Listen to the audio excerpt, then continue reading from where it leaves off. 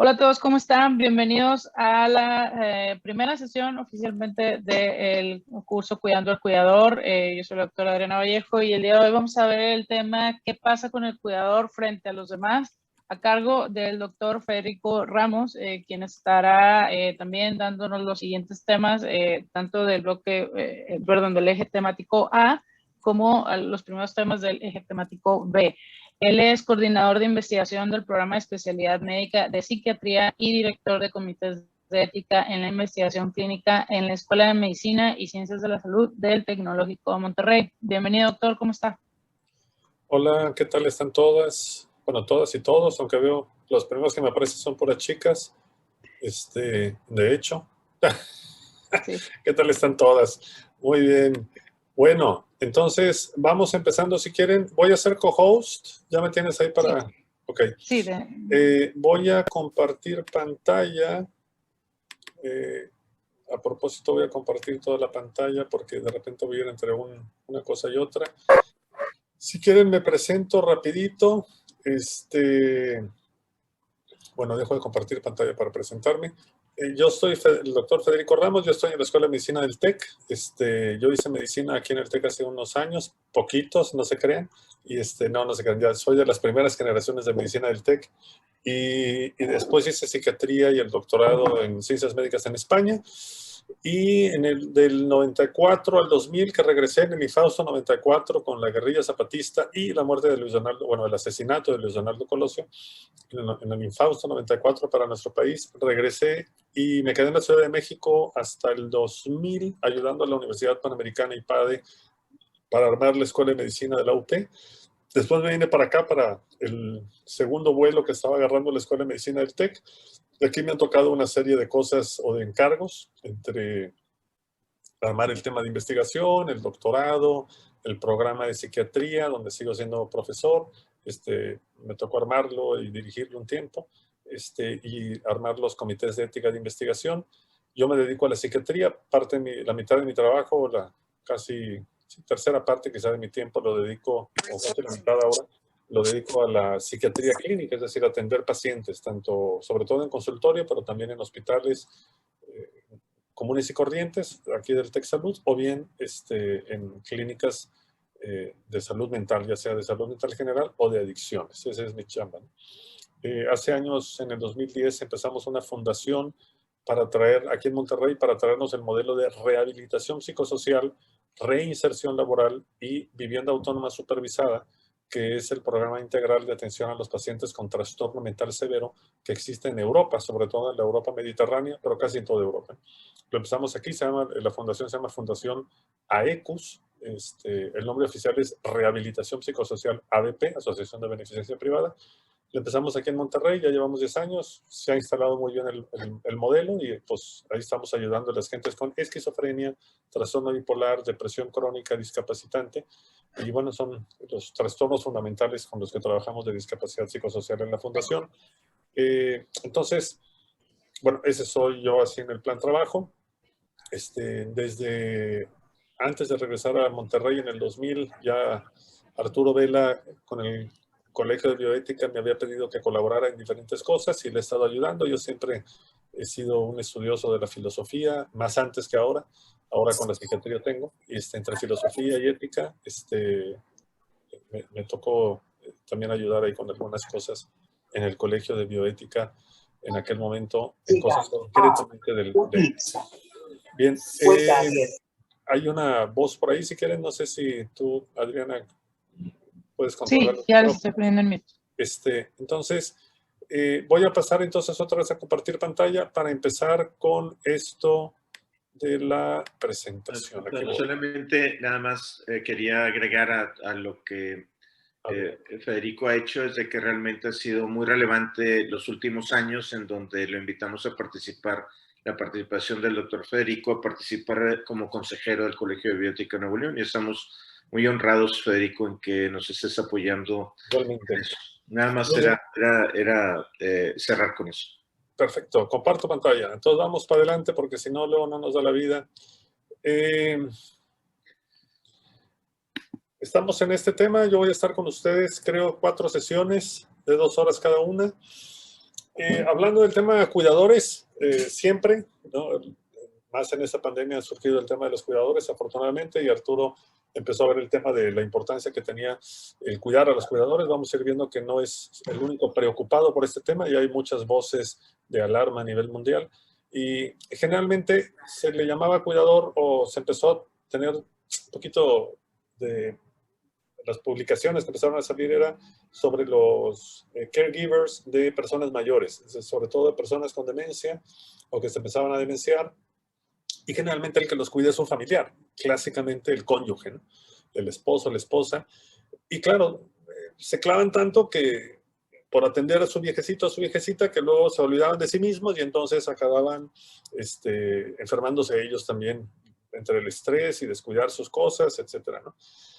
Luego, por analogía, se fue trasladando este tema del síndrome de agotamiento, del burnout, del cuidador al personal de salud, ¿no? Es decir, que son los cuidadores tradicionales profesionales, ¿no? Las enfermeras, los médicos, residentes en entrenamiento. Vamos a ver concretamente con el tema enfermeras, nos va a acompañar en la última sesión, Dios mediante, Leti Solís, que ella es la encargada de un programa de salud de la enfermería en el TEC Salud y que han trabajado mucho y que tiene una serie, no solamente nos va a explicar el programa y lo que han conseguido, sino una serie de anécdotas que hablan de lo tremendo que puede ser el burnout para las enfermeras.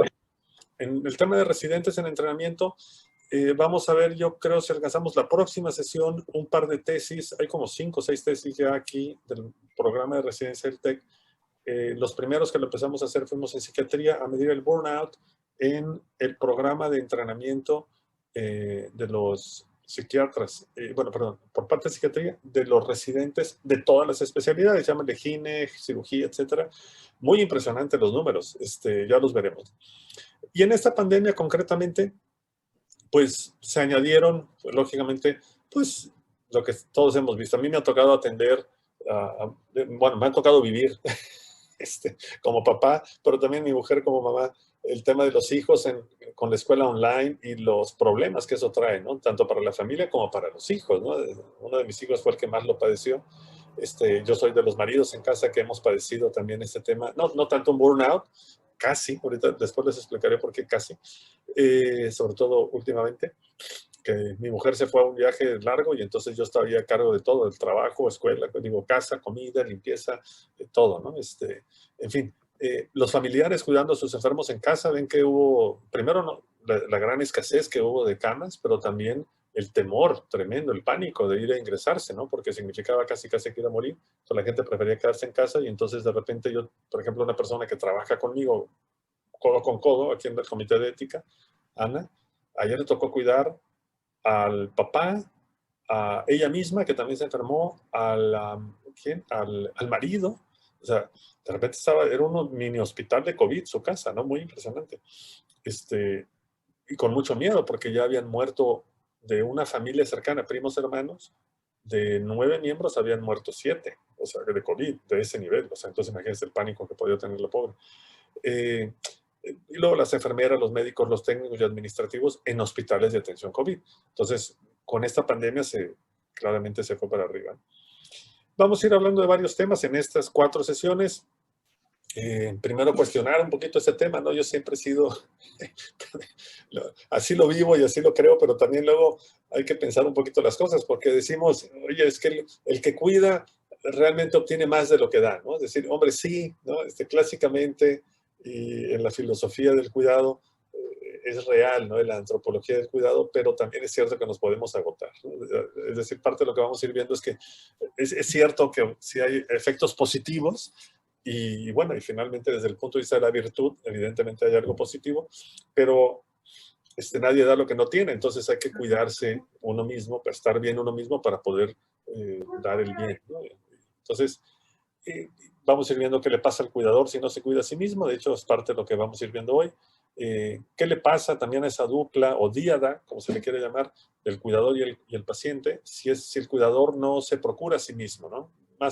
Creo que no sé si es en la siguiente sesión o en la tercera, donde vamos a ver un video de un señor muy simpático de estas charlas que están en TED, que habla un poquito de la importancia de que el cuidador sea selfish, ¿no? O sea, que sea egoísta, un poquito entre comillas, ¿no? Diciendo, pues te tienes que cuidar. Entonces, luego vamos a ver qué le pasa al grupo, a la sociedad, y lo vamos a ver ahorita desde la primera charla que vamos a ver, es si el cuidador no se cuida a sí mismo, ¿no? Y si es que se enferma el cuidador, vamos a ver que sí, cómo y por qué, y pues más o menos cómo diferenciar cuándo está cansado y cuándo ya está enfermo propiamente, ¿no? Hasta cuándo ya es un trastorno realmente que hay que atender incluso farmacológicamente. Los síndromes y las formas de medir, vamos a ver algunas, hay muchas formas de medir, pero vamos a ver alguna la que utilizamos más. Prevenir, lógicamente en los cuidadores, lo mejor es prevenir el agotamiento o el burnout. Y pues cuáles son los recursos con los que se cuentan. Hay muchos online, vamos a ir viendo algunos, no vamos a poder verlos todos, pero podemos hacer una revisión, incluso ustedes pueden presentar alguno.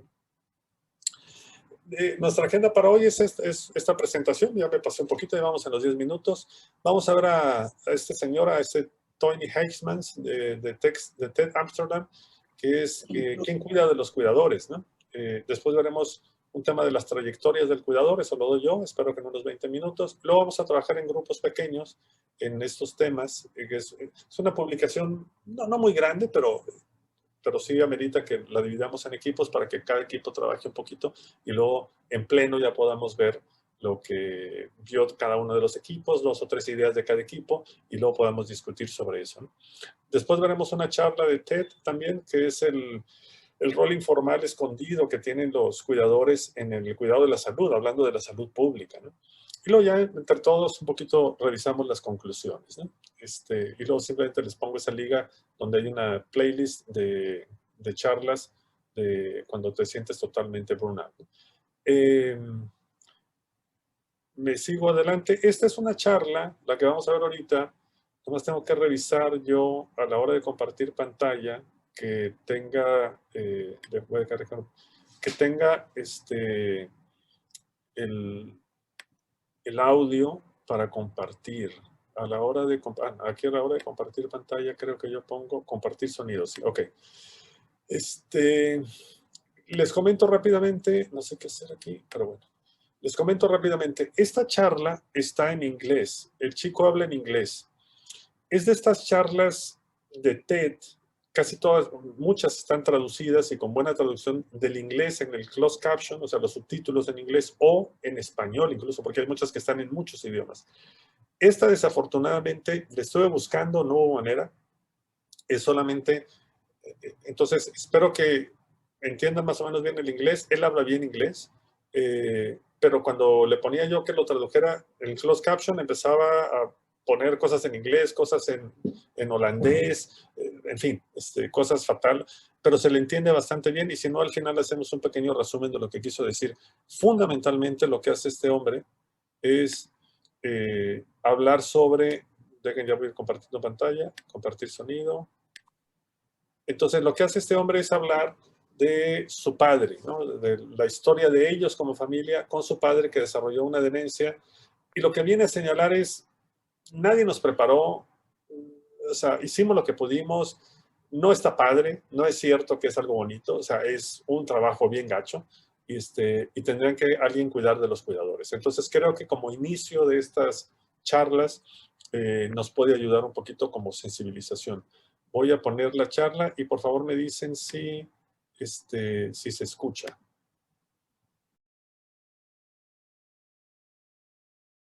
Muy bien. Veo que ya estamos 25. De las personas que alcanzaron a escuchar la charla completa y que entienden más o menos bien el inglés, yo creo que se entendía bastante bien el inglés de este chavo. ¿Con qué se quedan? A ver, como dice Fernanda Familiar, ¿con qué se quedan?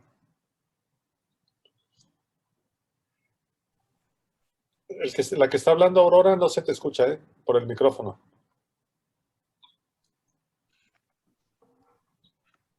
Hola, doctor.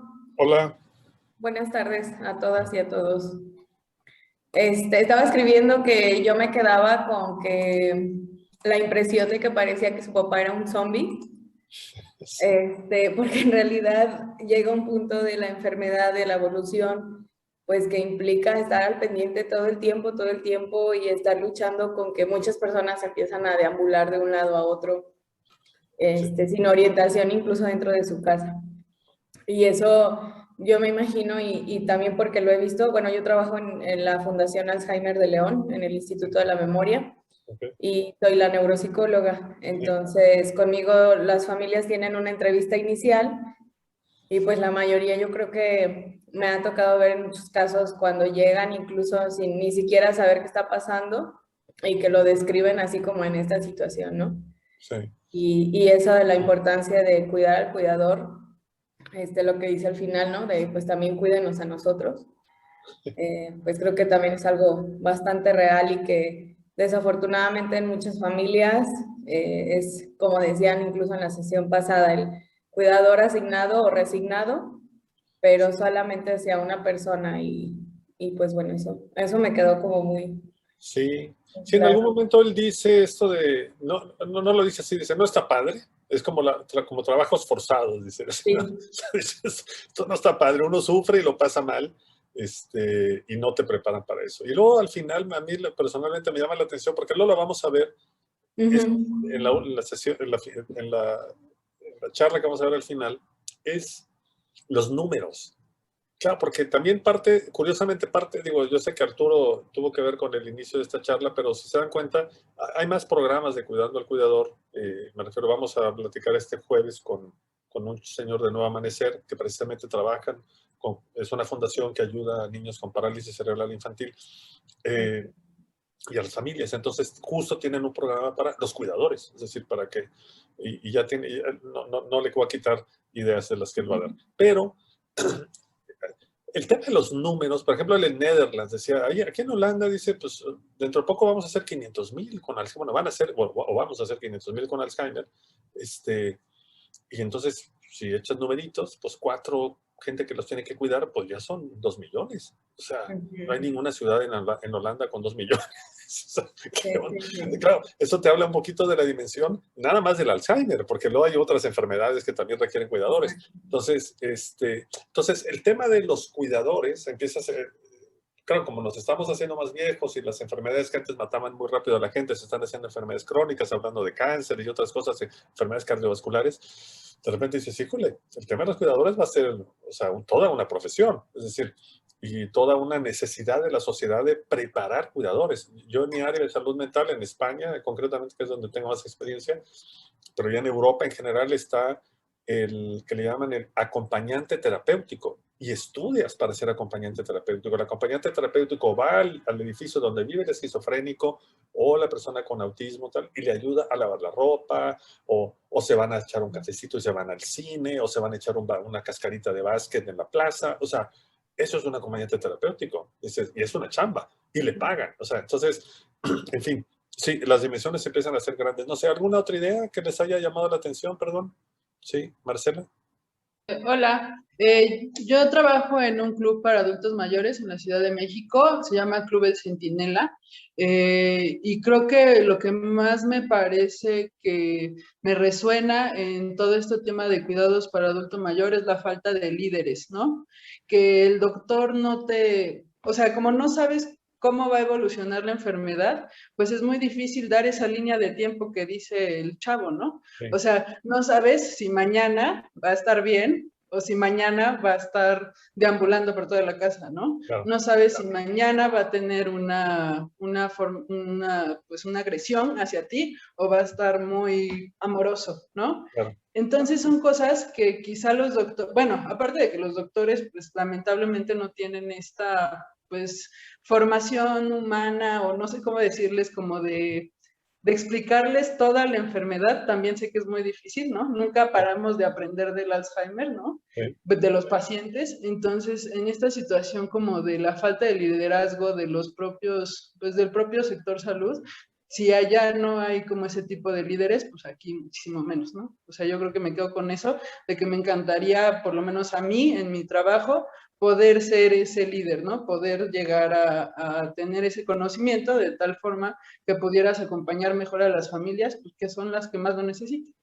Sí, no, y siguiendo tu línea de pensamiento, Marcelo, sí, un poquito lo que él dice, dicen, pues no nos digan lo que no saben, o sea, díganos lo que sí saben, aunque sea poquito, pero díganme, y luego díganos, y aquí vamos a estar contigo, o sea, digo, no sabemos, digo, sí sabemos esto y esto y esto, y si tu jefe o tu jefa se va a morir de esto, y no va a estar nada padre, pero vamos a estar contigo, ¿verdad? Es decir, sí, para que se vayan preparando para el fregadazo, ¿verdad? O sea, ahorita, digo, a todos nos pasa, mi padre tiene Alzheimer, ¿verdad? Entonces, si no está padre, pues sobre todo para los que están cerca de él, de mis hermanos, ¿verdad? Uno de ellos sobre todo, ya les iré contando, igual me va saliendo sobre la marcha. Pero bueno, entonces, pues muy bien. Sí creo que fue una charla, qué bueno que la entendieron, y si quieren le seguimos con la presentación. Voy a compartir pantalla.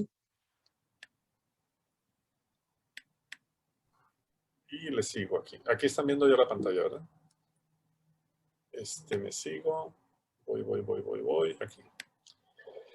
Entonces, vamos a hablar primero de lo que son trayectorias del cuidador. Me voy a tener que ir rápido porque yo pensaba que esto iba a ser más rapidito, pero no. Comentar rápidamente que son experiencias comunes y al mismo tiempo diversas, las que van conformando lo que es pues el rol del cuidador, ¿no? Pueden ser muy variables lo que hace un cuidador a lo largo de todo el proceso del cuidado de la enfermedad de su ser querido o de su paciente. Está el tema de la diversidad de las familias. Hay familias donde hay poquitos miembros, hay familias donde hay muchos miembros y a veces eso empeora las cosas en lugar de mejorarlas. Y en la misma familia pues hay diversidad de opiniones, ¿verdad?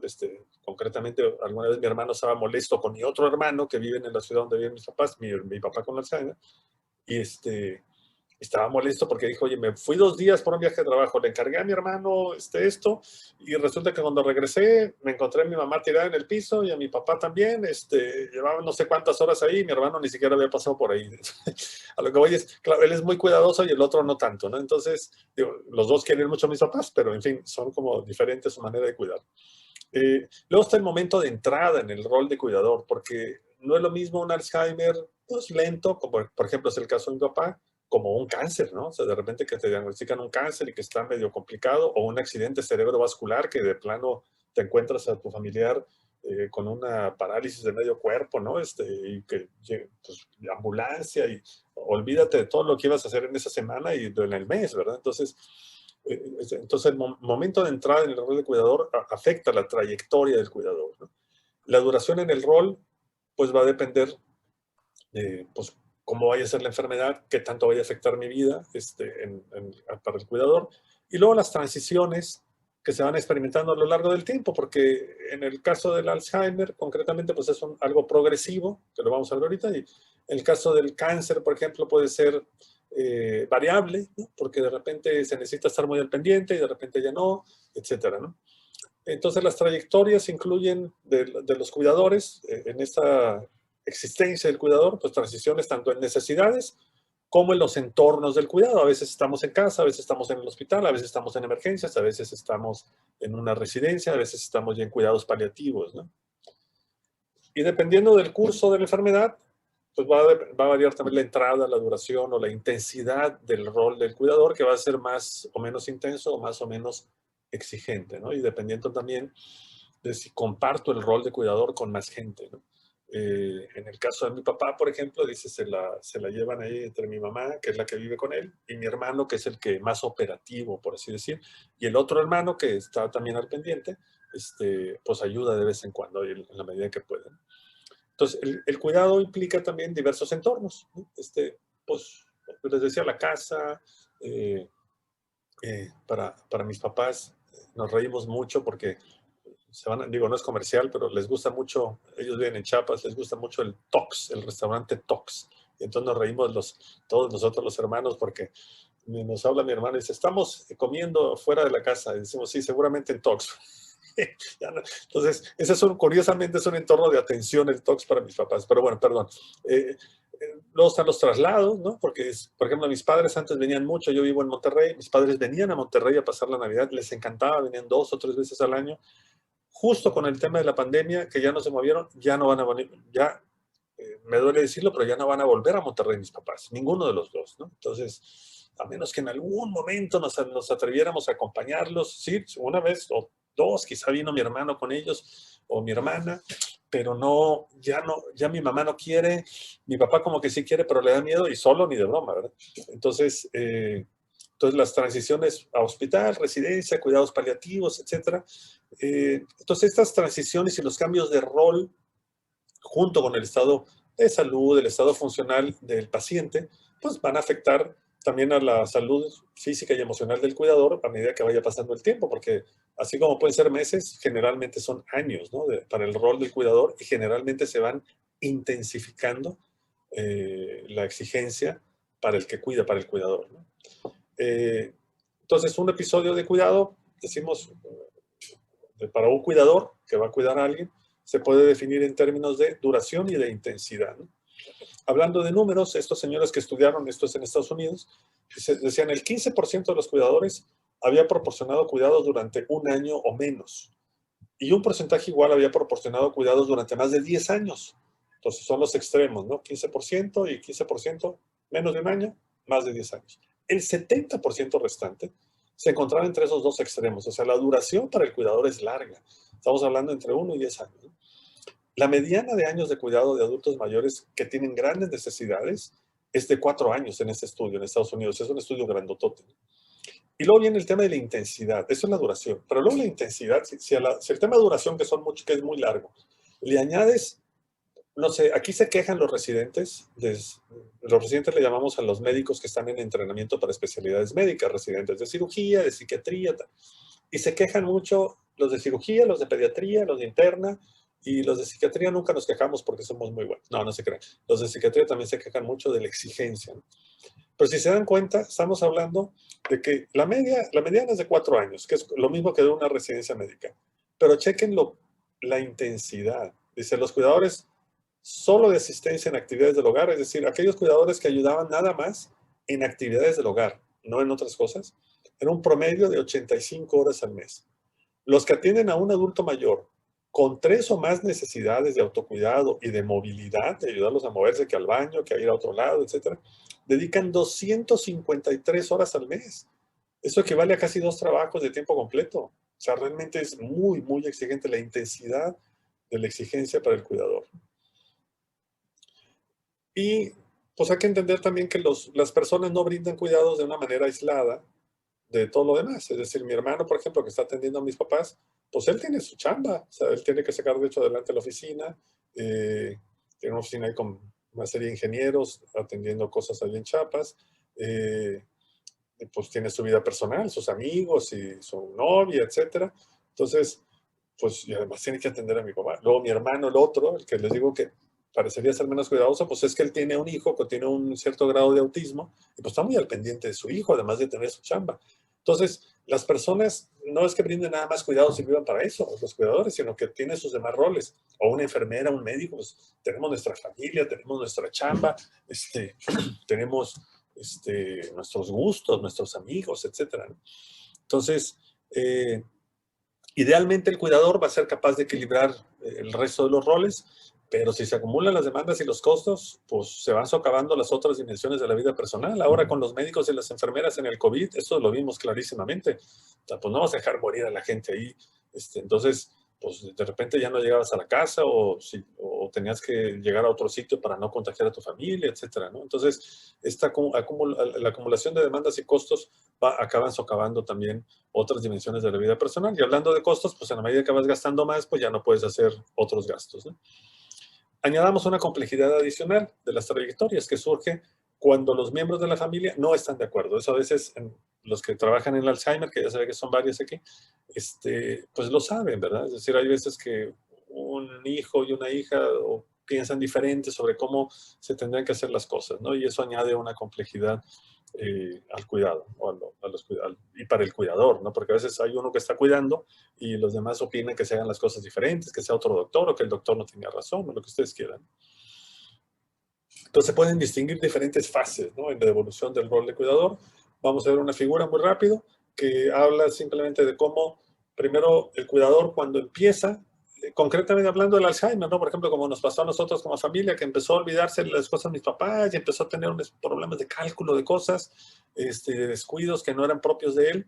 Entonces, justo le llevamos con una neuropsicóloga aquí en Monterrey, una amiga que nos ayuda en la fundación también, y ya le hizo su análisis y dijo, no, claramente está empezando con un deterioro que no es propio de la edad, ¿verdad? Entonces hay que seguirlo vigilando y se le fuimos haciendo cada año y pues ahí va con su deterioro afortunadamente lento, ¿no?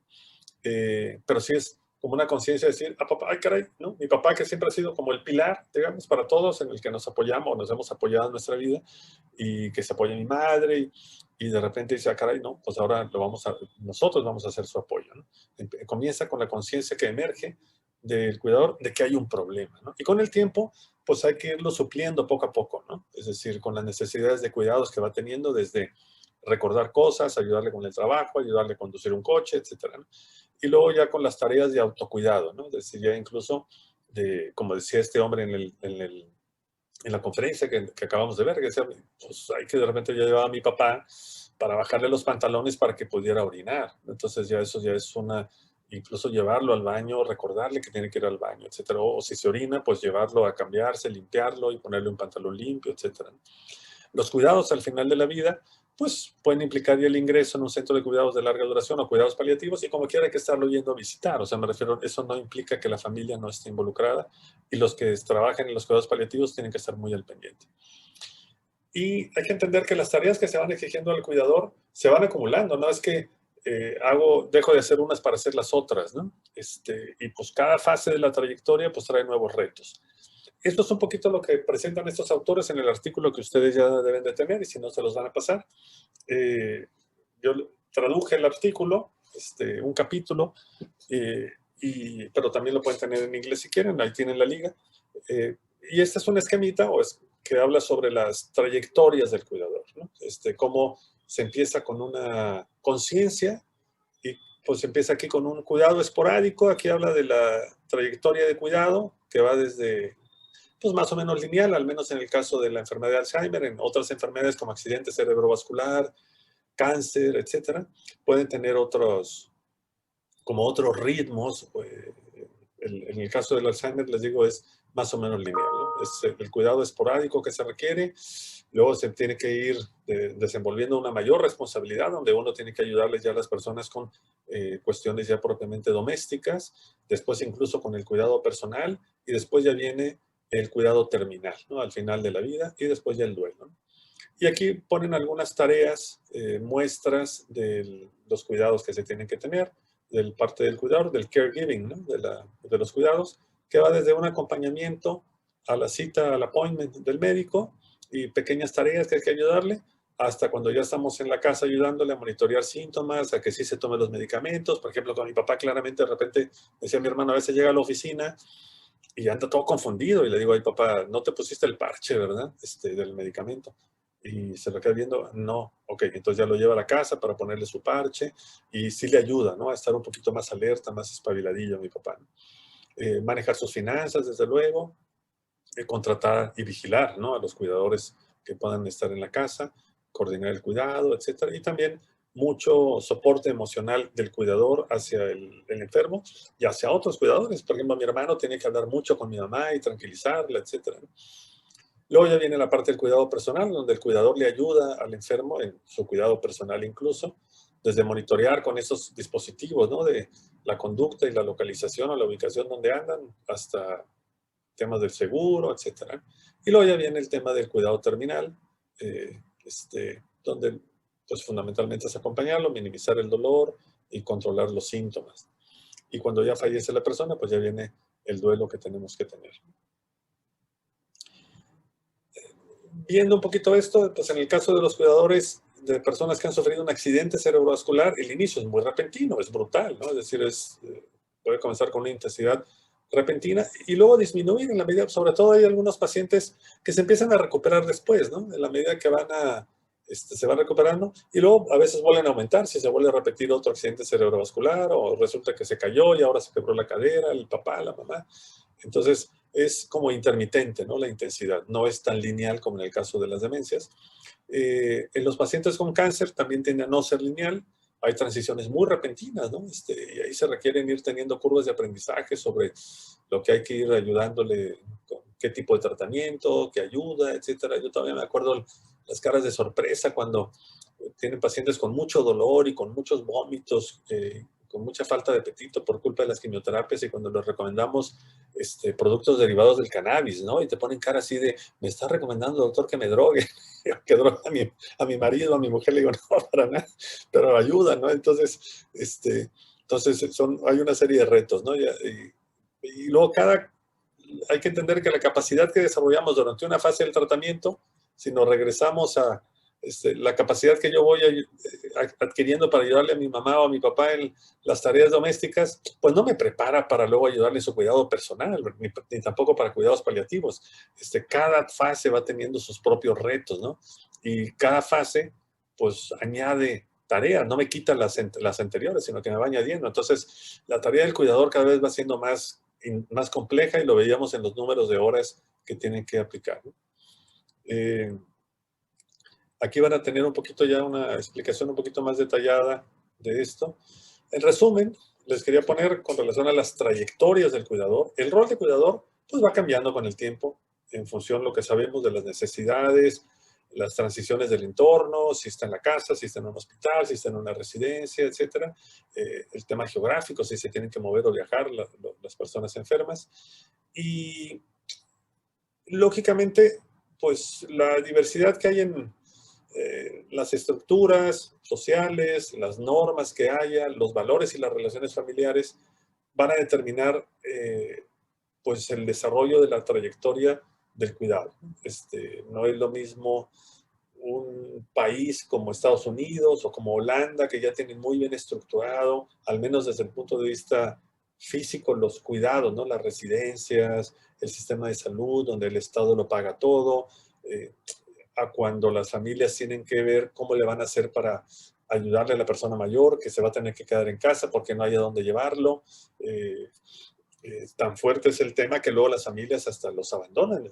Concretamente en el Hospital Psiquiátrico de Monterrey, ustedes no tienen por qué saberlo, pero hay una parte que es una residencia de ancianos, que son ancianos que llegaron enfermitos del tema mental, se les ayudó, y para cuando se los querían devolver a la familia ya no volvió a aparecer.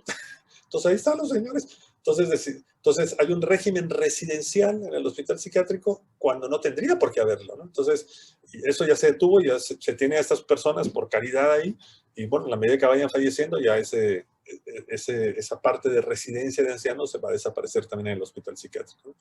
Entonces, aunque hay fases, siempre existe un cierto grado de imprevisibilidad en el tema de qué me va a tocar ahora o qué me toca dentro del siguiente mes o el siguiente año para cuidar a mis enfermos, ¿no? A mis parientes. Por lo tanto, lo que cabe esperar, y lo pongo a propósito en negritas, es que las necesidades de los cuidadores van a cambiar con el tiempo, y eso indica la necesidad de evaluar y reevaluar periódicamente, y pues esto es especialmente importante en los periodos de transición, ¿no? Cuando estamos hablando comentaba yo, de la transición de una etapa a otra, ¿no? Es decir, en estas etapas de transición es muy importante reevaluar a los cuidadores, ¿no? Y cuando estamos hablando de reevaluar nos referimos a las necesidades de los cuidadores. Muy bien, les comento rápidamente, hay una parte que vamos a trabajar ahorita que se refiere a que los vamos a dividir en equipos, o los voy a dividir en equipos más bien, por subgrupos, para leer unos documentos que no sé si ya se los enviaron, ahorita nos dirá. Los documentos se encuentran disponibles en Canvas. Si entran a la sección de página de inicio y despliegan la barra del eje temático A, van a encontrar ahí una sección que dice tema A1, ¿qué pasa con el cuidador frente a los demás? Entre paréntesis, actividad. Eso de ahí les va a llevar a la carpeta. Si me permite, doctor, voy a compartir pantalla para que puedan saber exactamente en dónde. Un momento. Claro que sí. Nuevamente voy a acceder. Si ustedes entran aquí al eje temático A, normalmente ustedes lo van a ver así, contraído. Entran aquí, van a poder ver, y aquí se encuentra esta sección.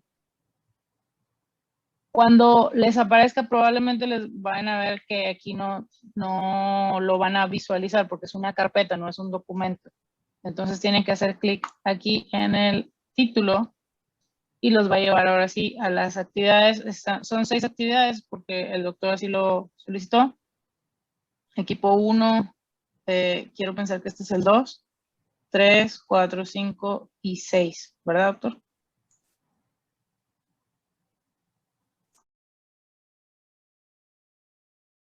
Muy bien, entonces si les parece y tienen no sé si tienen la diapositiva. Voy a ver, permítame un segundito. Voy al Zoom. Share screen. Permítame un segundito. Es que quiero estar seguro de que ustedes estén viendo esto. Ustedes ya tienen estas, aguántenme tantito, es que ando aquí peleándome con mi computadora. Ustedes tienen ya esta tabla de trabajo por equipos, análisis de literatura, discusión y compartir. Tienen la carpeta con las actividades y ahí vienen separadas cada una por número. Ok. Si ustedes de la tienen... actividad 1 a la... Ok, si ustedes tienen ya acceso a estas carpetas, a esta carpeta con estas lectura de Caregiving as a Risk Factor for Mortality, y sería para el equipo 1, para el equipo 2 sería generalidades e impacto psicológico, el equipo 3 sería continuación del apartado efectos psicológicos, el equipo 4 sería los efectos en la salud física, el equipo 5, continuación del apartado efectos en la salud física y efectos sociales, y el equipo 6, continuación del apartado de efectos sociales y factores de riesgo. Si no recuerdo mal, vienen separados, ¿no? En la misma carpeta, en el mismo documento, vienen apartados, vienen separados lo que es para cada uno de los equipos. Entonces, si les parece bien, como veo que somos más o menos 30, si son 6, digamos, los temas, equivale más o menos a 5 a cada quien. Entonces les voy a ir mostrando, o ustedes van a poder ver aquí, los participantes. Entonces, si quieren, voy de uno por uno. O sea, para que sean, los del equipo 1 serían los primeros 5, si les parece. Simplemente para que sepan. El problema es que luego cómo van a tener que compartir, bueno, leer lo mismo. Y como no los podemos poner en pequeños grupos, porque no hemos resuelto eso ahorita en el Zoom, tendrían que verse ya sea por el WhatsApp o por el chat, estar platicando por el chat, aunque se van a cruzar todos.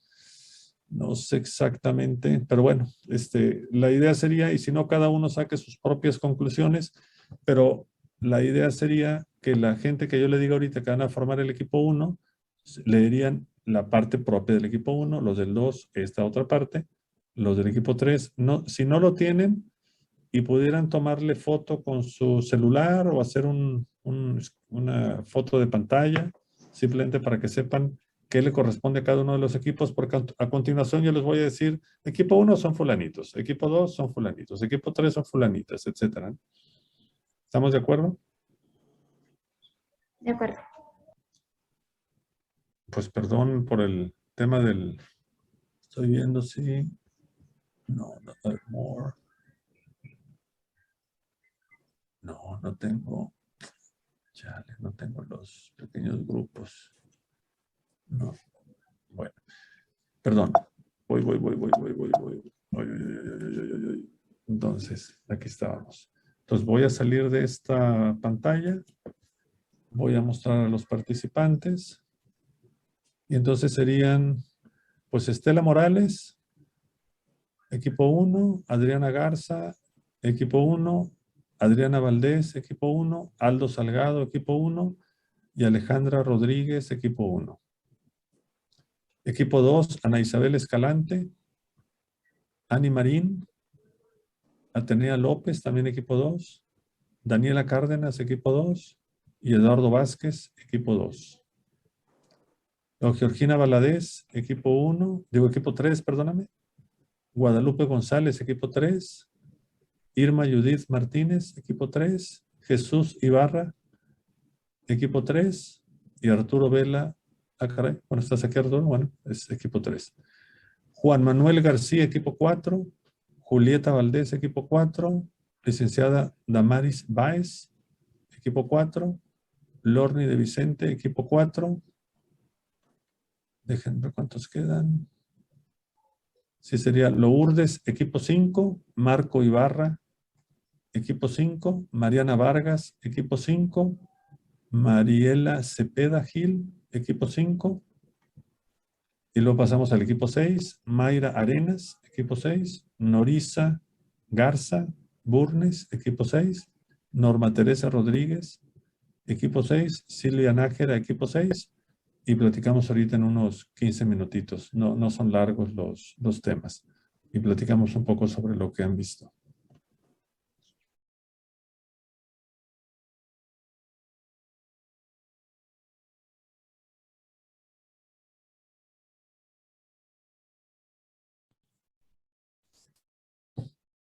Bueno, si pudiéramos empezar ya con esto, de charlar un poco, no sé si habrán alcanzado a hacer toda la lectura, pero de lo que hayan podido leer, si podemos empezar a compartir, no sé si alguien se anima o si han nombrado algún secretario o secretaria por equipo que nos pueda comunicar qué es lo que han visto.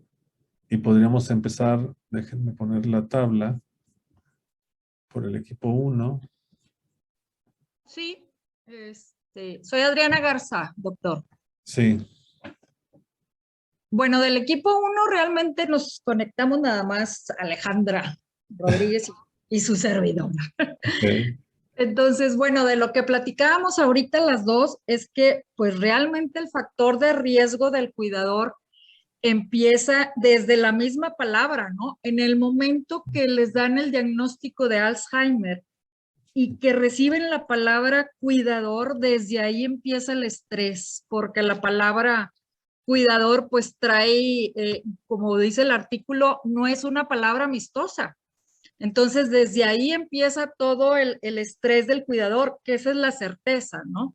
Sí. Desde decir, esto es una chamba, esto es un trabajo, entonces pues ya no voy a ser cuidador, me voy a perder hasta tener mis limitaciones y mi vida. Realmente en el artículo nos sorprendió a Ale y a mí las cifras del riesgo de muerte, pues mortalidad o comorbilidad, que también lo manejan en el artículo. Sí. Independientemente si hay un riesgo cardíaco que mencionaban por ahí, perdón, pero creo sí. que es la hora de comer aquí de la niña. Independientemente de los riesgos que pudiera tener el cuidador, pues el 12.6, si mi memoria no falla, es que murieron después de ajustar esos factores sociodemográficos, y al final de cuentas, ¿qué fue la parte interesante de esa mortalidad? La tensión emocional, la tensión mental, y creo que pues ese es el principal factor de riesgo, ¿no? De lo que nosotros comentábamos. Aquí. Sí, fíjate que sí, a mí cuando leí el año pasado estos artículos y otros, y ahorita a ver si alcanzamos a compartir una de las charlas de TED.com, es muy impresionante. Es decir, por un lado el impacto que tiene, y ahorita vamos a seguir viendo lo que han visto los otros equipos, pero sí el impacto en la salud directamente es llamativo. Y yo creo que a todos nos ocupa, ¿no? Y esto que decías tú ahorita desde que le asignan a alguien, ya sea con el nombre cuidador o que no le digan el nombre, le asignan la función a alguien o le cae a alguien, ¿no? La función ya es muy impactante. No sé por qué me recordó eso un día que se me acercó. Estaba yo pensando, claro, los médicos, por ejemplo, las enfermeras o, bueno, los psicólogas, como que nos entrenamos, ¿no? A lo largo de años para todo esto y vamos poquito a poquito asumiendo ese rol, ¿no? De cuidar a otros, y lo hacemos con ciertos horarios, etcétera. Pero de repente a alguien que no venía preparado para eso, le cae de golpe en la vida y es 24 hours, ¿no? Y los 365 días del año. Entonces sí, claro, no solamente es la etiqueta, sino la realidad para la cual ni siquiera fuiste entrenado, ¿no? Sí, totalmente de acuerdo. Y el impacto que eso tiene en la salud de esa persona, ¿no? Y que está vinculada totalmente, y hoy en día ya sabemos pues esa vinculación, incluso químicamente, cómo se da desde la tensión emocional cerebral hasta el resto del cuerpo a través de una cascada neuroendocrina y cambios neuroinmunológicos, etcétera, ¿no? Entonces, bien interesante, ¿no? Pero sí, muchas gracias. Entonces, ¿a ustedes les impactó, a ustedes dos? El equipo 1 dual de 2. Sí, doctor. Un poquito. Buenas tardes. Hola. Habla Estela, que también correspondo al equipo 1. Ok. Yo creo que aquí también es muy importante tener conciencia de el rol importante que vamos a jugar como cuidadores, Claro. porque yo creo que nadie está preparado para recibir esa responsabilidad. Entonces es muy estresante tanto para la familia como para el familiar que se va a encargar. Hay un desequilibrio más bien entre la familia por esas situaciones. Y pues sí, es muy alarmante el porcentaje de muertes que ocurre debido a estas situaciones por el estrés emocional. ¿Y qué voy a hacer con el paciente? No sé cómo manejarlo. Y eso es muy importante. Yo creo que todo esto que vamos a ir viendo ahorita nos va a ayudar para ir conociendo más a fondo este tipo de situaciones y poder proporcionar una atención mejor o hacer dinámicas familiares para poder sacar adelante a nuestros pacientes. Sí, y recordar mucho que el enfoque de este curso tiene mucho que ver con cuidar al cuidador, ¿no? Así, desde luego eso impacta en el paciente, ¿no?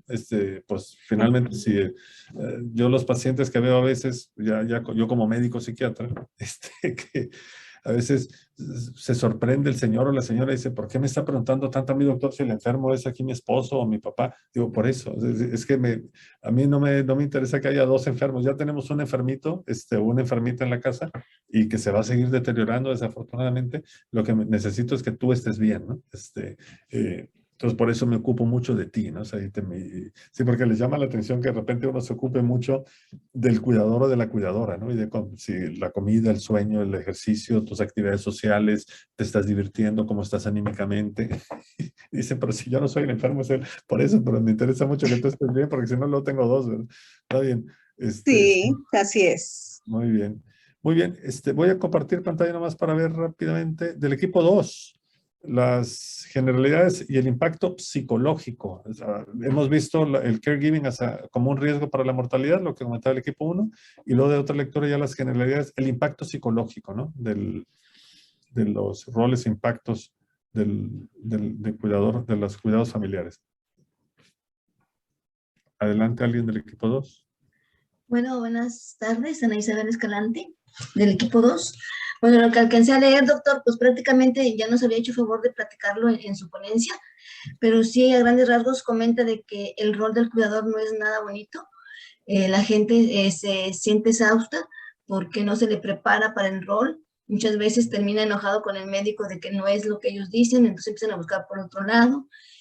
Esto se hace más feo cuando dentro de los familiares no están de acuerdo con el tratamiento y se divide el esfuerzo. Sí. Y pues se habla de las estadísticas de que puede variar las horas que el cuidador dedica. Puede haber, hubo una estadística que se hizo del 15% le dedicaba aproximadamente un año, otro 15% más de 5, pero el otro 70% estaba en los extremos. O sea, va a variar, depende también de la enfermedad y de las comorbilidades. Entonces comenta que esta trayectoria del cuidado, pues sí, va variando bastantísimo, porque por ejemplo, para problemas cardiovasculares, pues es urgente tomar decisiones. A lo mejor el cuidador tiene que estar aplicándose en cuestiones de crisis, a veces no se planea, no se puede planear. En cuestiones de cáncer, pues es más difícil, porque el cuidador tiene que tener la capacidad de tomar decisiones rápidas, porque a lo mejor es muy intenso el cuidado. O sea que realmente es variable, depende de la enfermedad. Y el tiempo que el cuidador dedica muchas veces puede abarcar hasta 2 trabajos, lo que equivale a 2 trabajos de tiempo completo, o sea que sí es un rol muy pesado y pues terminamos con lo mismo, ¿verdad? Fortaleciendo la idea de que el cuidador tiene que ser cuidado para poder prestar su función adecuadamente, sin desgastarse. Sí, sí, sí, es muy variable, ¿no? Porque pues depende de la problemática, depende del cuidador, la edad, las características del cuidador, la historia, ¿no? Entre el cuidador y el que cuida, ¿no? Y hay todo tipo de historias, y de impacto psicológico, ¿no? Hay desde el que se dedica full time a la persona, y estaba recordando ahorita sobre el impacto psicológico también hablando. No sé por qué me vino a la memoria de una señora que el marido había sido como muy gacho con ella, ¿no? En la vida, o sea, un poquito abusivito, ¿no? O un poquito, un muchito. Y luego resulta que se puso muy malo el señor, ¿no? Muy malo en el sentido muy discapacitado, ¿no? Por un accidente cerebrovascular. Y ahora ella era la que lo tenía bajo su control, ¿no? Incluso hasta en la parte económica. Fue bien interesante el cambio de roles, ¿no? Entonces, sí, entonces el efecto psicológico en ella fue, curiosamente, al menos al principio, que era cuando me tocó verlos a mí, ya no he vuelto a saber de ellos, o de ella, fue como de una especie de revancha, ¿no? Decían, ah, mira, como que se creció. Entonces, hay de todo tipo de efectos psicológicos. En mi área personal mía, o sea, de mi papá y mi mamá que viven en Chiapas. Mi papá tiene Alzheimer, va progresando lentamente, afortunadamente, pero ya tiene 90 años mi padre. Mi madre está bien de su cabeza, tiene otros achaques, 81 añitos. Y mi hermano vive ahí, en Chiapas también. Tengo otro hermano, pero hay uno que como que se ha hecho cargo de ellos. Y sí, yo procuro usar, la verdad es que esta semana ni le he hablado, pero es decir, procuro estar al pendiente de él. Y cuando puedo ir, voy poco a Chiapas, ¿no? Pero debería ir más, porque, pues claro, se echó el paquete él de cuidar a mis papás. O sea, porque mis papás no quieren que entre nadie más a la casa, ¿no? Entonces, a la casa me refiero de llevarles una enfermera, un enfermero, alguien que los cuide. No, dice, no quiero.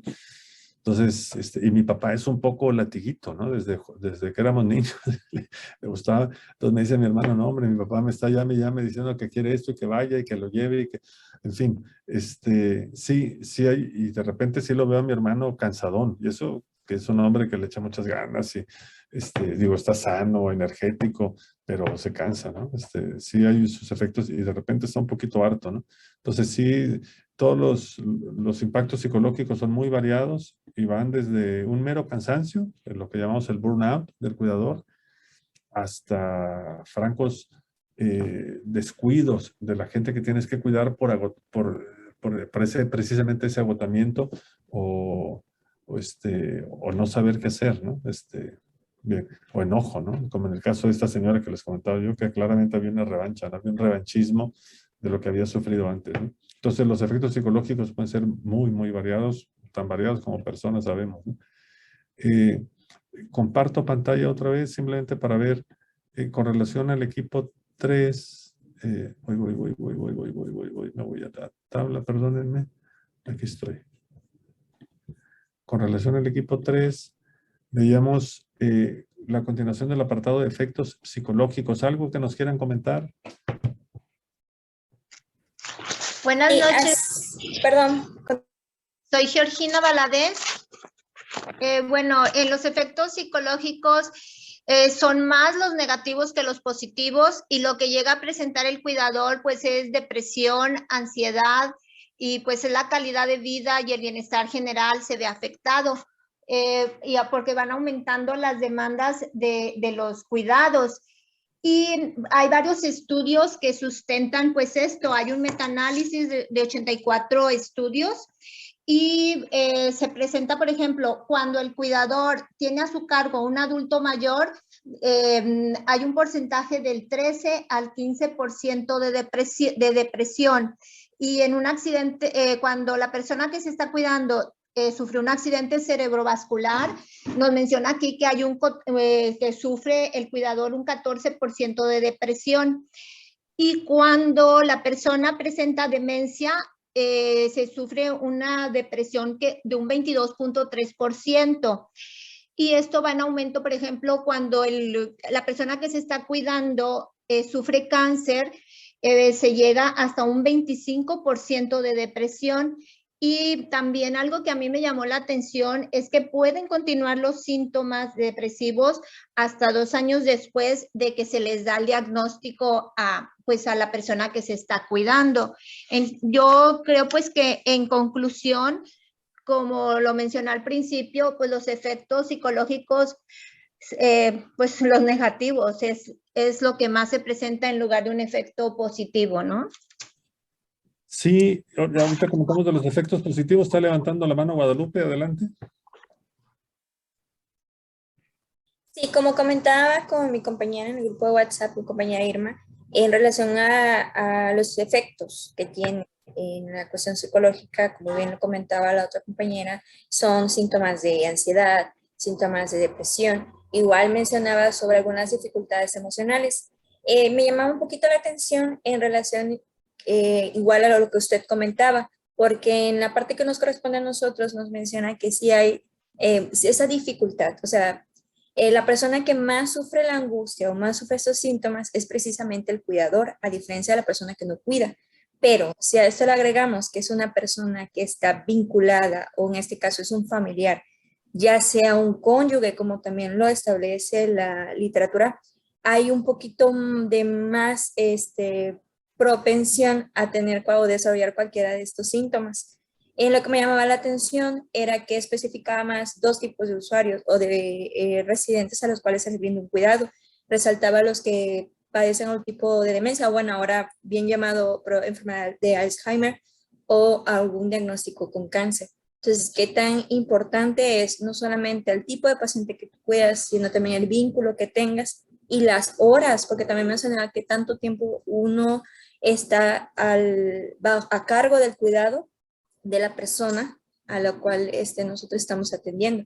Entonces, no es lo mismo una persona que a lo mejor tenga una jornada menor de 8 o podría ser incluso de 12 horas, a alguien que se extienda más tiempo. Y es aquí no vamos a ver más en común a un familiar. ¿Qué mencionaba aquí? Que existe en ellos en específico un poquito más de angustia, más cuando se trasladan a lo que es una casa. Por ejemplo, yo trabajo en una casa de retiro, precisamente el familiar que se encargó de los cuidados de su familiar es el que sufre más angustia cuando sabe que su familiar lo van a llevar por una larga distancia a este tipo de unidades. ¿Por qué? Porque no sabe si le van a brindar los mismos cuidados que ellos le brindaban en casa, si tienen la misma dedicación o procuran bien, como ellos hacían en el hogar, a su residente, a su familia. Sí. Sí, que el efecto psicológico, por lo que me estás diciendo, en tu caso, en el caso concreto de tu experiencia, dices, el efecto psicológico puede ser incluso cuando se traslada a alguien a un centro de cuidados. Sí, mencionaba la literatura, claro, que las familias... Claro, el cuidador puede seguir todavía con el impacto psicológico, aunque ya no lo tenga enfrente. Así es, sí. Por esa angustia de separación y de no saber, ¿no? La duda de no... Sí, porque hay gente que se acostumbra, yo cuido a mi papá, o cuido a mi mamá, o cuido a mi hermano, o cuido a mi hermana, o no sé, a mi esposa, y de repente se lo llevan y sí se quedan con la angustia, ¿cómo no? En mi área pasa mucho, por ejemplo, incluso en salud mental, con el tema esquizofrenia, por ejemplo, pasa mucho cuando se tiene que internar a alguien y lo tienes un internamiento largo y ha habido ya esa codependencia entre el papá, la mamá y el chico o chica con esquizofrenia, y los ves cómo se angustian, o sea, de separarlos, ¿no? Sabiendo que van a estar bien cuidados y todo, y lo pasan mal y te están hablando y hablando, sí, sí, cómo no. Sí, los efectos, simplemente comentar un poquito para los que no leyeron esto, los efectos psicológicos positivos de los que habla, porque hay efectos psicológicos positivos para el cuidador, porque se siente bien alguien cuando está cuidando, ¿no? Es decir, por ejemplo, algo tan sencillo en mi caso, es decir, por ejemplo, yo a veces cuando hablo con mi hermano, que es un año menor que yo, y le digo, oye, brother, no sabes cuánto te agradezco, le doy gracias a Dios y te agradezco a ti que tú estés ahí, o sea, para cuidar a mis papás, porque pues yo no estoy, yo estoy en Monterrey, pues, otros mis hermanos, otro en Estados Unidos, tú estás ahí en Chiapas, en Tapachula, y puedes cuidar a mis jefes, o esa buena onda. Entonces, me refiero que hay un impacto psicológico positivo también, y luego están los negativos, y lo que bien señalan ustedes en los estudios, lo que claramente cuando se analizan el impacto psicológico positivo y el negativo, en el sentido del daño psicológico, ansiedad, depresión, cansancio que le puede causar a las personas, sí predominan los negativos, ¿no? Muy bien. Muy bien. Comparto pantalla para ver del equipo 4 sobre los efectos en la salud física del cuidador. ¿Algo que nos quieran comentar? Hola, buenas tardes. Mi nombre es Juan Manuel García. Sí. A mí me tocó el punto número 4, que es salud física. Pues me vino como anillo al dedo porque soy fisioterapeuta. Entonces, fíjense, yo trabajo con la Asociación Alzheimer de Monterrey, pero atiendo pacientes que son desde niños con discapacidad hasta adultos mayores. ¿Cuáles son los principales problemas físicos que he detectado? Principalmente son en las transferencias y en la movilización de pacientes que tienen algo de dependencia, ¿sí? Ya sea parcial o total, ¿sí? Eso les preocupa mucho a los pacientes. ¿Por qué? Por el deterioro físico que puede tener el paciente. Pero hay que tener en cuenta que los cuidadores, al no saber cómo mover al paciente, al no saber cómo acomodarlo, a veces se lastiman ellos mismos o a veces tienen malas posturas, mala higiene, y eso les afecta también como trastorno del sueño, y eso les afecta también en su régimen alimenticio, y es una cascada que va teniendo el cuidador, tanto en la cuestión física, en postura, principalmente lesiones en la zona lumbar y lesiones en los hombros, dependiendo mucho de la edad del cuidador que está atendiendo al paciente, porque a veces son adultos mayores cuidando adultos mayores, o a veces es el papá o la mamá que dejó de trabajar para cuidar al niño con discapacidad. Y también cuenta mucho el diagnóstico que tenga el paciente. Si es diferente tener un paciente con Alzheimer en una segunda etapa que es totalmente tranquilo, que es amoroso, que es tierno, a un paciente con demencia frontotemporal que es agresivo, que en dado momento golpea, que no deja que lo bañes bien o que no quiere bañarse y que te empuja, ahí requiere más esfuerzo, requiere más paciencia, que tanto se afecta lo físico como lo psicológico, que yo creo van unidos. Una persona estresada, una persona angustiada no tiene buen sueño. Una persona que lo quiere hacer rápido tiende a lesionarse, o cuando se cae un paciente se siente culpable, pero al mismo tiempo dice, hijo, ¿cómo lo levanto? Y a veces me he topado con personas que terminan con una lesión en columna porque no supieron cómo levantar un paciente que se cayó en la regadera y que tuvo esa angustia. Y a veces me ha tocado personas que ya están, por ejemplo, les platico así rápidamente un caso, esposo con deterioro cognitivo, demencia de cuerpos de Lewis, esposa con cáncer. Llegó un momento en que la esposa tenía ya un grado avanzado de cáncer y dijo el doctor, ya no hay nada que hacer por ella, ¿sí? Ya estaba en etapa terminal, pero todavía volteaba, se quedaba viendo a su paciente como diciendo, ¿quién lo va a cuidar a él? Claro. ¿Quién va a hacerse cargo de él cuando yo falte? Entonces lo que hice fue acercarme con el paciente, le dije, va a ir ahí al cuarto y le va a decir a su esposa que usted va a estar bien, que usted va a estar tranquilo, que hay gente que lo cuida. Entonces se acercó hacia la paciente, le dijo, yo estoy bien, hay gente que me está cuidando. Pasó 5 horas y la paciente falleció. Yo eso lo ligué mucho a que todavía la persona con una enfermedad terminal todavía estaba preocupada por quién iba a cuidar a su paciente. Entonces es una cascada. Como yo creo va ligado estos temas, por eso vimos primero lo psicológico, luego lo físico, luego continúa quizás con lo social. Todo va de la mano. Se afecta psicológicamente el paciente, se afecta físicamente y luego también se afecta socialmente. Y más como cuando usted dice que comenta de su hermano que él está en Chiapas, pues a veces lo que pasa es de que el cuidador principal lo único que quiere es tiempo, ¿verdad? Que llegue otra persona y le dé tiempo para descansar, le da tiempo para dormir o le dé tiempo para comer a gusto sin estar con el pendiente de su familiar. Entonces esa es mi aportación. La licenciada Julieta también aportó ahí en el chat, pero no le sirve su micrófono. Muchas gracias, doctor. No, hombre, gracias a ti, al contrario, casi lo dejamos ya de profesor a este joven. No, muchas gracias, muy bonitos ejemplos y qué padre chamba traes. Muy bien. Gracias, doctor. Comparto pantalla para ver lo que le correspondía aquí al equipo 5, si no recuerdo mal, que era a continuación un poquito de esto y el tema de efectos sociales, ¿no? Sí, yo voy a hablar por el equipo 5. También soy Mariela Cepeda, soy pediatra, y de hecho yo muchas cosas las estoy ligando con el cuidador siendo la mamá y el papá, que creo que también muchas cosas afectan cuando estás como cuidador de niños o niñas. Pero en este estudio lo que se estudió fue cuidando a alguien con demencia. Y sí, como bien dijo el compañero, hablaron de lo físico y pues yo voy a aportar entonces de la parte social. Marco Ibarra y Mariana Vargas también aportaron y Lourdes se tuvo que ir, pero también aportó.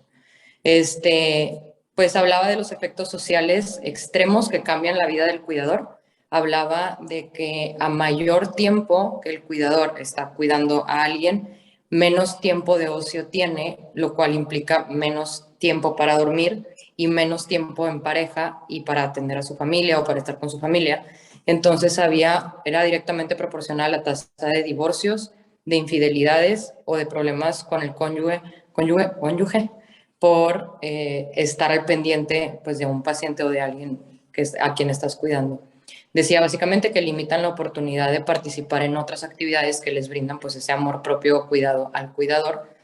Y hablaba básicamente que entre más sobrecarga y más, que eso se me hizo interesante, entre menos piense el cuidador que puede ayudar al que está cuidando, más estrés mental tiene. Por lo tanto, más sobrecarga mental tiene, y a mayor sobrecarga mental, aparte de todo lo físico, pues también afecta en lo social porque se va aislando.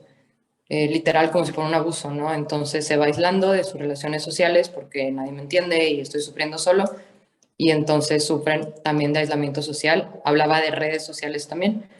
Y pues nada más, que todo lo contrario, cuando más sienten que pueden ayudar, menos estrés tienen y más digamos que tienen un estrés positivo o lo disfrutan más.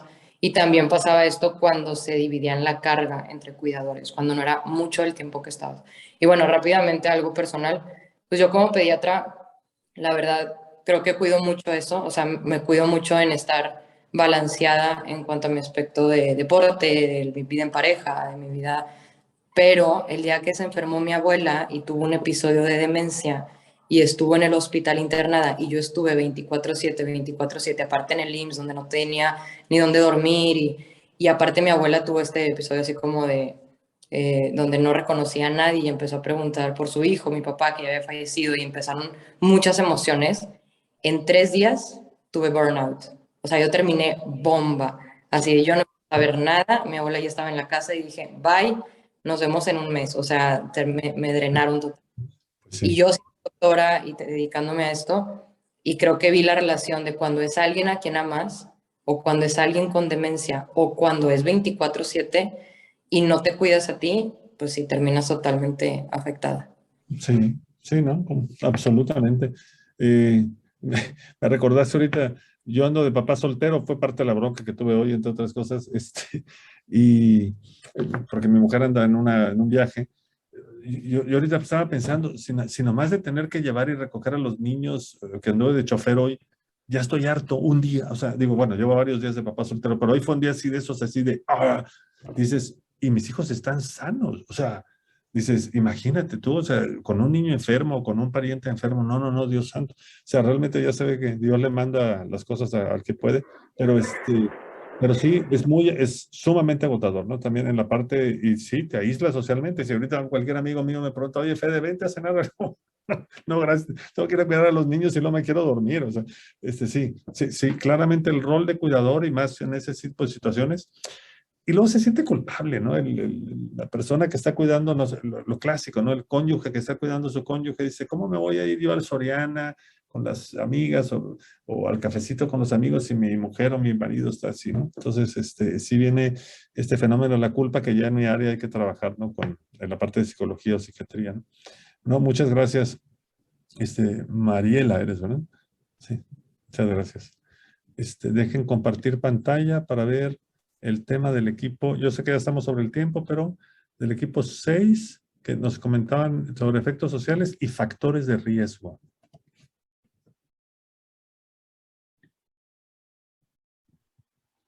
Bueno, nosotros somos bueno, yo integro el 6, Norma Rodríguez. Okay. Una disculpa por la cámara, pero como falla un poquito mi internet. Pero bueno, no pudimos reunirnos, pero estábamos comentando algunas cosas. Habla sobre el maltrato de los adultos mayores, que puede ser como abuso físico, emocional, sexual y hasta una explotación financiera y negligencia, ¿no? Pero habla de las dos partes, ¿no? Que puede ser maltrato del cuidador al cuidado, el paciente, y al revés también. Entonces, como que ahí hay que tener, pues, precaución, vamos a decirlo de alguna manera, y que finalmente pareciera que cuando hay más maltrato es cuando es un familiar, ¿no? Bueno, al menos así me quedó la idea. La otra parte que habla es de cómo los diferentes factores pueden influir para los factores de riesgo, ¿no? para resultados adversos, como por ejemplo que sean de ingresos bajos, de mayor edad, que sea familiar, o sea, cónyuge del cuidador, o que sea una mujer. También la intensidad de los cuidados, cuando son muchas horas, cuando hay poca movilidad del enfermo, cuando hay una demencia. En el manejo de la demencia también hay factores de riesgo, ¿sí? Y también, pues, cuando les toca, como lo comentaba ahorita, ¿no? Le tocó a su hermano y no tiene elección, porque ahí está, ¿no? Entonces, cuando no hay una elección o cuando no hay el compartirlo también es un factor de riesgo, ¿no? Cuando nada más una sola persona se dedica a eso. Una mala salud por parte del cuidador o algunos problemas que tenga.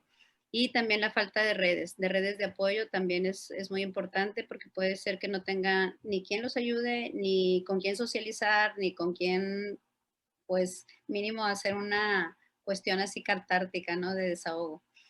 Eso también influye mucho. Entonces, y lo que dice es que pueden caer en depresión, en depresión y en síntomas de angustia también, ¿no? Puede haber síntomas ansiosos. Entonces hay que tener mucho cuidado con eso. Y bueno, no sé si alguien más porque yo no alcancé a leerlo todo, alguien más del equipo 6 lo quiera comentar algo más.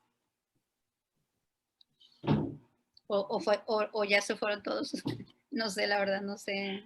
No, aquí estoy yo también, me tocó, estábamos platicando Norma y yo, soy Norisa, aquí estoy. También hay, disculpen la cámara, aquí estoy, a ver si se ve. No se ve, o No, si no quiere funcionar. Bueno, pero bueno, aquí estoy. No, pues mi compañera Norma creo que lo expresó muy bien.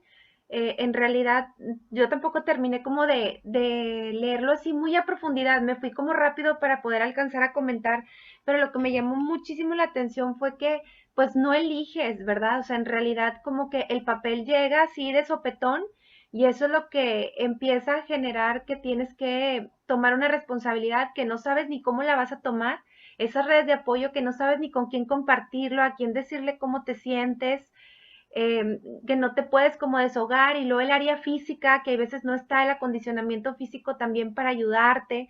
Entonces se reúnen, como dicen, una serie de factores de riesgo que resultan afectando en lugar de ayudar para que las cosas se acomoden de una manera como más adecuada.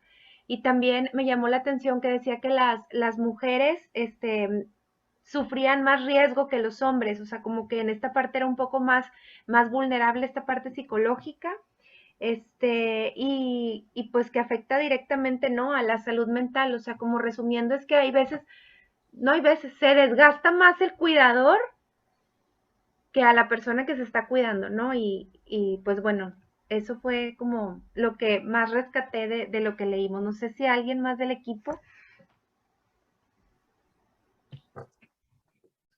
No, pues muchísimas gracias, pero sí es tal cual. Hay una serie de factores de riesgo, como ya mencionaban ustedes, y sí, me estaban recordando ahorita eso que a veces decimos los papás, entre serio, medio en broma, y que decimos, es que nadie te prepara para ser papá. Pues sí, es que tampoco nadie te prepara para ser cuidador. Es decir, o sea, te llega de sopetón a veces, ¿no? Por ejemplo, eso, un diagnóstico de demencia o un cáncer, una enfermedad terminal, etcétera, ¿no? La enfermedad de un hijo, o sea, y de repente, pum, y ya estás ahí. Y sí, y el tema de la mujer, sí, yo creo que, por lo menos, la experiencia que yo tengo, tanto en lo personal como en lo profesional, es que, digo, con excepciones, ¿no? Evidentemente, porque hay varones que también son muy entregados, pero en general, la mujer es más entregada también en la parte emocional, o sea, es decir, en el cuidado, en la preocupación, y los hombres a veces somos un poquito en ese sentido quizá más fríos, no lo sé, o más racionalotes, ¿no? Pero sí, digo, es muy evidente incluso en, no sé, en la relación matrimonial con los hijos, o las mamás no sé, las esposas con los esposos. Claramente están más al pendiente y hay un compromiso emocional, una empatía mucho más intensa y mucho más extensa, diría yo, con el enfermo o con la enferma del lado femenino. Entonces, pues también sufren más. Esa es la contraparte, digamos, mala o negativa para ellas sería que pueden sufrir más el impacto negativo, ¿no? De esa entrega, ¿no? Que por un lado es muy bonita, pero por otro lado el altruismo, pero por otro lado les pega en la parte emocional, ¿no? Muy bien. Quedamos, ya estamos sobre el tiempo, entonces yo me quedo con el pendiente de... ¿Vieron alguna de las charlas de TED que recomendábamos en la presentación? Porque bueno, ustedes ni siquiera tienen la presentación, pero déjenla pongo. Nomás quiero saber si alcanzaron a ver algo en el video. Es que yo ya me pude conectar hasta ya más tarde. Ahorita hasta las 7. Entonces, en la presentación veíamos, por ejemplo, esta, que seguramente no la vieron porque habíamos pensado en verla, pero no sé si alcanzaron a ver esta, de Toine Eichmann. ¿La vieron o no? Por tema de copy se pasó el video, sin embargo lo pueden ver directo en la presentación. Va a estar disponible a partir de mañana en Canvas. Ok, entonces no. Sí, sino para yo empezar la próxima clase quizá con este, ¿no? Porque creo que es muy interesante y luego quizá este otro también, pero sobre todo este es bastante interesante, ¿no? Para empezar ahí, yo sé que es de esta sesión, pero igual empezamos con eso la siguiente sesión. Bueno, pues nos vemos entonces el jueves, Dios mediante. Entonces, ¿dudas? Buenas preguntas? noches, gracias. No, al contrario, ustedes. Muchas gracias, doctor. No, ustedes. Gracias a todos. Bueno.